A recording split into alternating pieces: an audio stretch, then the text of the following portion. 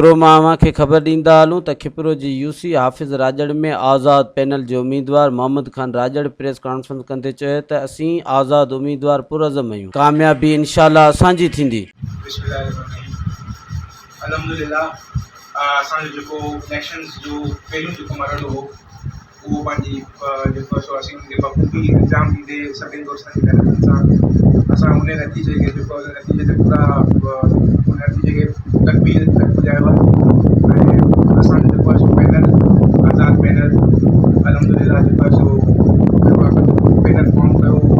Final थी वई उहा शइ। ऐं हाणे असीं इंशाअल्लाह जेको आहे सो जेके ड्यू प्रोसेस उन्हनि मां गुज़री असीं इंशाअल्लाह पंहिंजी इलेक्शन कैंपेन कंटिन्यू कंदासीं, इलेक्शन कैंपेन शुरू कंदासीं। ऐं अल्हम्दुलिल्लाह असांजो जेको पैनल आहे सो असीं पुरज़म आहियूं ऐं असीं कंहिं पार्टी सां को आज़ाद हिस्से सां असीं इंशाअल्लाह पुरज़म आहियूं। ऐं असीं इंशाअल्लाह इलेक्शन्स ताईं जेको आहे सो ईअं ई असीं सभई मुज़ाहिरो कंदासीं। पंहिंजी जो पंहिंजो जेको डिटर्मिनेशन असांजी आहे उहा इंशाअल्लाह उन इलेक्शन्स ताईं असीं इलेक्शन्स वठंदासीं। असीं बिल्कुलु पूरी उमीद कयूं ऐं जेकियूं अफ़वाहूं आहिनि त असीं विड्रॉ करे चुका आहियूं इहे बिल्कुलु जेके आहिनि से बेबुनियाद ऐं असीं इंशाअल्लाह ईअं पूरी उमीद कयूं ऐं ईअं पूरी का बि ॻाल्हि कोन्हे हरासमेंट वारी का बि ॻाल्हि कोन्हे। पर असल में कुझु मीडिया जे दोस्तनि असां सां राब्तो कयो ऐं उन्हनि पंहिंजो नेक तमन्नाऊं ज़ाहिर कयूं असां लाइ त ईअं ई जेको आहे सो हिकिड़ी गैदरिंग जे सूरत में असां वेठा आहियूं गॾु असां जेका असांजी इहो आहे असांजो हिकिड़ो स्टेप जेको हिकिड़ो हो उहो असां कंप्लीट थियो आहे असांजो। त असां कोई मुनासिबु हूंदो तव्हां ते शेयर थिए ऐं असांजे इन शेयरिंग सां जेके ग़लति अफ़वाहूं आहिनि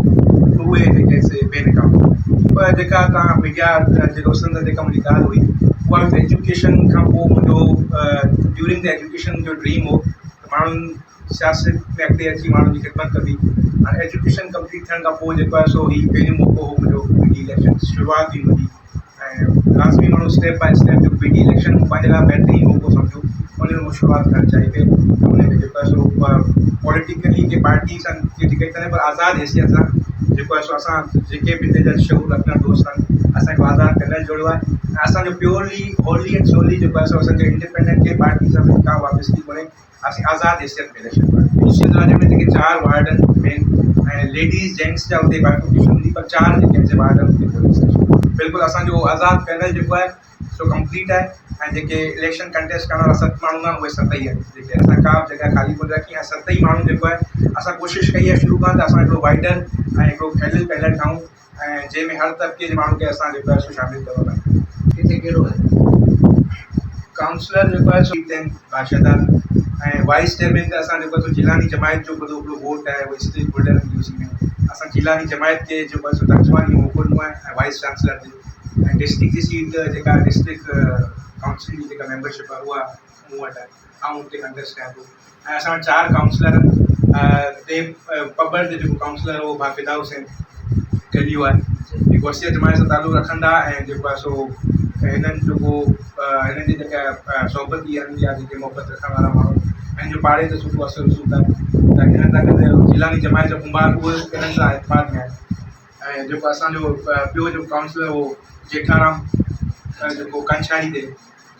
ऐं काउंसलर असांजो मेवो कोली असां माइनॉरिटी खे कोशिशि कई आहे त छो असां रिज़र्व सीटूं माइनॉरिटी लाइ आहिनि उन्हनि खां अलावा जेको आहे सो इलेक्शन कंटेस्ट करण में असां माइनॉरिटी खे रोल ॾिनो आहे त हीअ सिर्फ़ु जेको माइनॉरिटी आहिनि हिननि खे असां कोशिशि कयो अॻिते आंदो असांखे रोल ॾियण जी कोशिशि। मज़ीद ख़बरनि ऐं तफ़सीलात लाइ विज़िट कयो असांजी वेबसाइट www.awamiNewsHD.com ऐं ॾिसंदा रहो अवामी न्यूज़ HD।